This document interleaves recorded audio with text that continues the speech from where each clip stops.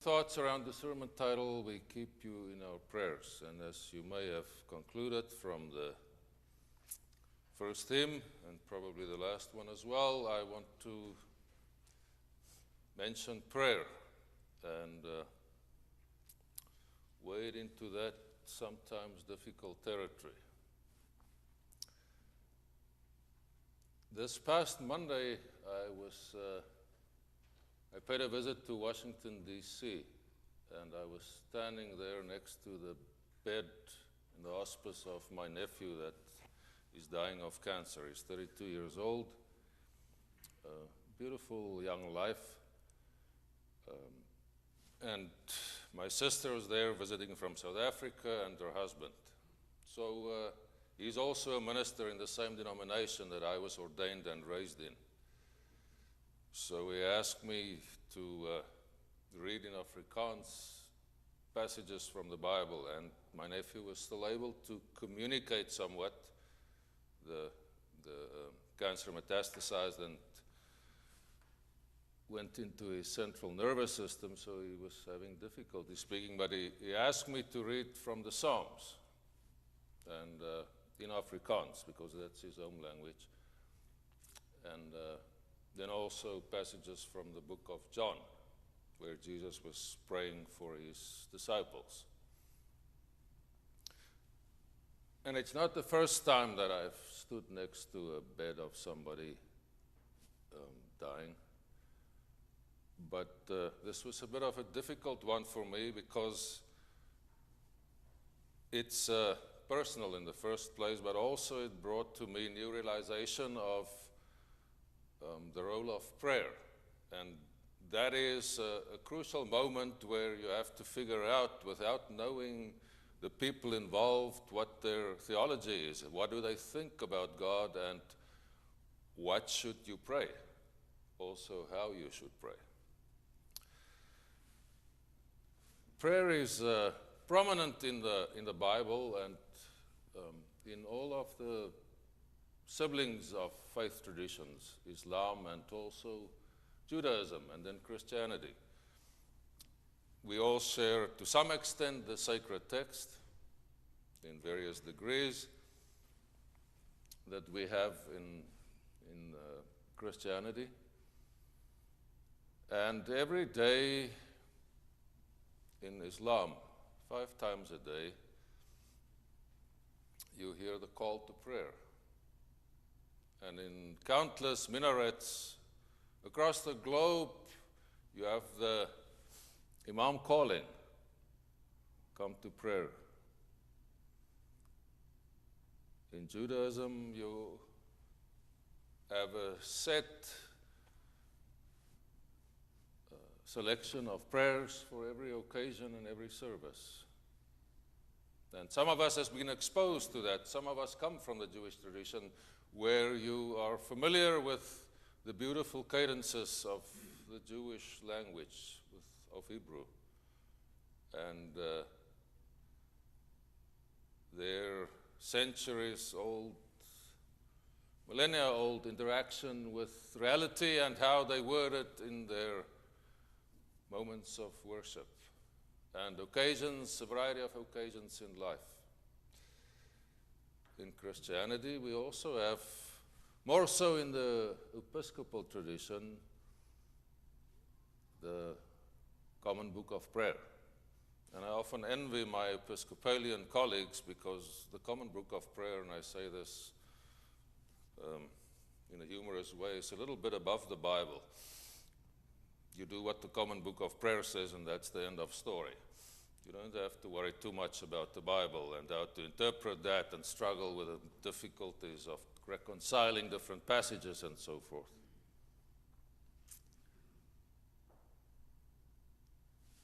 In our service, we have already said one prayer, and or 2 prayers. One where we all participated in unison, and then where I played the traditional role aside to the minister that we, I think, based on the role of the priest or the religious professional, where you intercede or where you voice thoughts and words on behalf of the congregation or the gathering. We will have both of that as well, plus our silent prayer later in the service. Prayer is not only in our liturgy, in our order of service, central, but it is remarkably central to the life of society. Still, even as society gets more secularized, there is this very solid residue of folklorish anecdotes or references to prayer. We all know those and we share those sometimes with one another. For instance, the story of the battle where two opposing sides were lined up, both from Christian nations. And then the guy leading the prayer before people go into battle to kill each other, often in the name of the love of God. Where he was saying, praying along the lines of, God, we are Christians here and there are Christians on the other side. And we're both praying for victory and both praying for protection. And we all realize to a certain extent that's mutually exclusive. The side that killed the most will normally win. So this guy said, God, you better intervene here quickly because we're heading for a big mess here. Also the story of the taxi driver from New York who, arriving at the pearly gates, was shooed in. And one of Moses's, because we know Moses works at the pearly gates, was objecting and say, that guy led the worst life you can imagine. And Moses just said, yes, but he made more people pray while driving than all the churches in New York together. So it's part of our being modern or postmodern people that we still have this notion of prayer embedded in us and part of us. There is a whole literature in church about prayer, almost an endless collection, libraries written about prayer. How you should pray, what your word should be, what should be the first part of, what's your opening statement, how you should proceed, how you should close the prayer, what your bodily posture should be. Some say only prayers make the grade when you're on your knees. Others, you have to lift up your hands. Others say you should face Jerusalem. And so forth and so forth.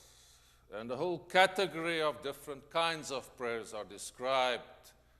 And this is what you should do. You should follow this process when you pray to be effective. Some people say you have to have an attitude of, I will insist and continue to pray until my wish is granted. Others say you have to have enough people praying with you, enough energy invested in that, enough bodies committed to the effort of prayer, and then you will have results. And so we can continue looking at that and analyzing it and trying to arrive at a formula or a practice or a description of a process that you should say, all right, this is how you work the system. This is what you do when you pray, with the implication then that you are looking for results. And I don't say that lightly or facetiously. I say that with all seriousness. Because when we look at prayer, there is always the assumption that we are in some way addressing a supreme being or a supreme power, something bigger than ourselves, that somehow has an influence on our lives, our living of every day. That supreme being does not, or that force, if you want, does not stand with apathy when we present ourselves and our lives to that being, or when we try to interact with that force. In the passage that we listened to, we find Paul at his best as an author, writing that complicated Greek that even in the translation is so difficult to follow and to understand. What is this guy actually saying? Because the argument is always very long. But he starts with giving thanks. He says, I give thanks for you, the congregation.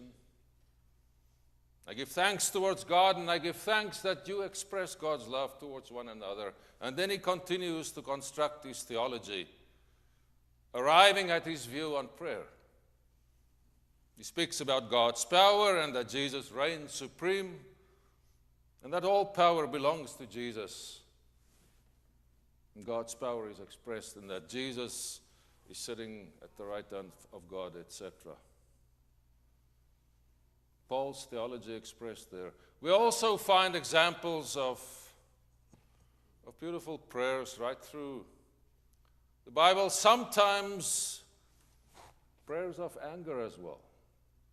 If you read the Psalms, for instance, often it is a railing against God, calling God to account. We have the beautiful literature of Job, a wisdom book, where after the opening piece of the book follows a huge number of chapters where Job is constructing the argument against God's goodness, where he's asking the question, why? Why, God, is this happening to me? Where is justice?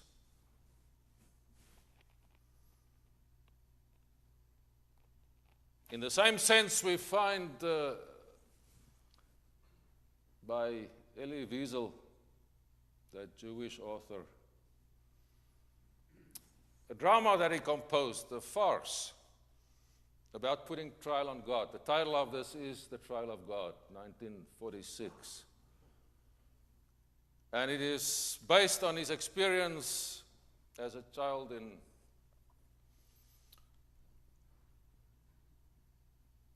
not as a child, but based on his experience in one of the concentration camps in Auschwitz, where it is described in a setting, I think it's 1639, the setting after a persecution of Jewish people, where they call a din, a traditional Jewish court, where the case against God is heard.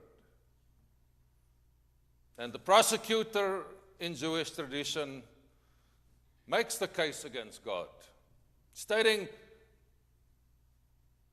and asking the question, why, God, did you allow this? Why are God's people suffering? How can you do this to us? And the verdict is unanimous: God is guilty. God is found guilty by the din, by the traditional court. And then Wiesel says, or writes, after an eternity of silence, the Talmudic scholar, the scholar of Jewish literature, the leader of the group, says, it is time for evening prayers. Let us pray to God. In that sense, or in that drama, that tragic description of our existential being, there is something that I think speaks to us all, that we live in this world sometimes feeling exposed and vulnerable. We live in this world without sometimes being able to understand if God is involved in the world, how God is involved, and how is God involved in my little bit of existence and my way of being in the world and my journey through the world, where I try to do most often what is good. We found that intimate prayer of Jesus, for instance, for his disciple that I referred to in the beginning, that I read to my nephew. We also find in our text in the Gospels the differing prayers of Jesus to God. If we look at the Gospel of John, that serene expression when he dies, Father, in your hands I commit my spirit. And the almost angry, desperate call that we find in the Gospel according to Mark. My God, why have you forsaken me?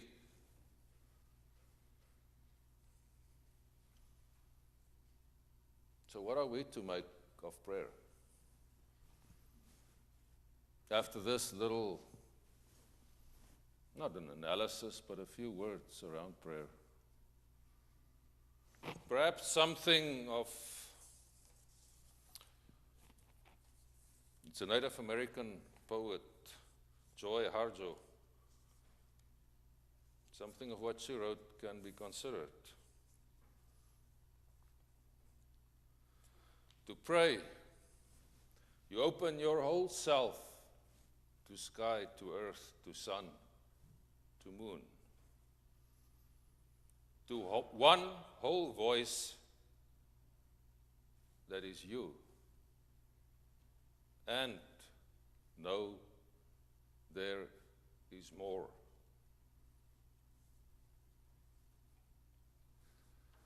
I cannot command you or ask of you to pray in a certain way. We all have our own theologies, our view on God, or the Supreme Being, or the force, however you want to describe God. We all, therefore, have our own expectations of God and how God is involved in our lives. But let me share with you something of how I see and experience prayer. And I read the poem because I can associate with that. That in our existence, we live in relationships with reality, relationship with the highest in that reality, which I think we refer to as God. We live in relationship with our reality, and as a Christian, I try to find the connection in that reality with the love of God and with what Jesus shared with us when he walked this earth, what is recorded about his teachings in the gospel, in the good news about God's love. But prayer is not only about verbal communication, although in our communication, whether it is spoken or unspoken, whether it is what one neuroscientist calls our deepest internal conversations,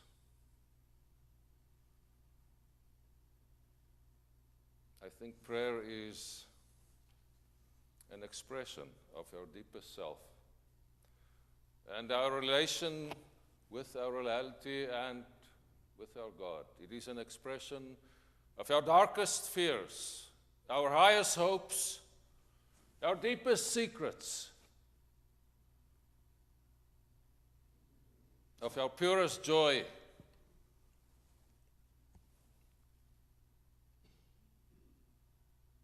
It is an expression of ourself. And let us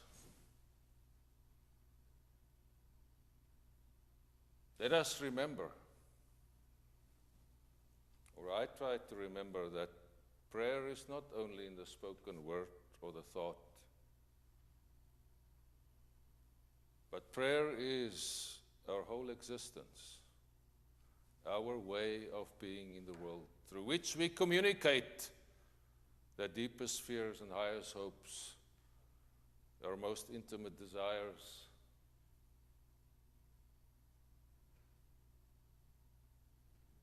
the darkest moments, and our moments of elation and prayer, of thanksgiving and of praise. And no matter how we experience our God, and no matter what role we assign to our God or our Supreme Being and the intervention of that God in our lives, how we see that, or the lack of intervention, let us try to assume that responsibility and that joy that we are called to know that we are never alone, that we live embedded in a universe that is not devoid of meaning, that is filled with the presence of God. And when we pray, let us open ourselves intentionally to experience that deep foundational emotion of belonging, of giving ourselves to something that is bigger than ourselves, and a place that enfolds us with God's love, that carries us even in moments of deep despair, moments of profound sadness, moments where we feel abandoned and alone. We are not alone. And may our prayer as sentient beings, whether it is spoken or unspoken, our very being and the whole being of us, our journey through the world, may we also experience that, and may our lives be a living prayer constantly, expressing gratitude, sharing the journey with one another, and through our actions praying for one another, lifting ideals up to be embraced, sharing some of our lives with one another, extending the bond and firming up the bond between each other, and in the end, entering into the love that is beyond understanding. May we live aware that our lives are prayers. May it indeed also, as we enter our stewardship phrase, may it be prayers of thanksgiving. And may the God of love, also through our interaction towards one another and in our world, lead us to open ourselves to that Spirit, so that God's love may become and be more than an idea. Amen.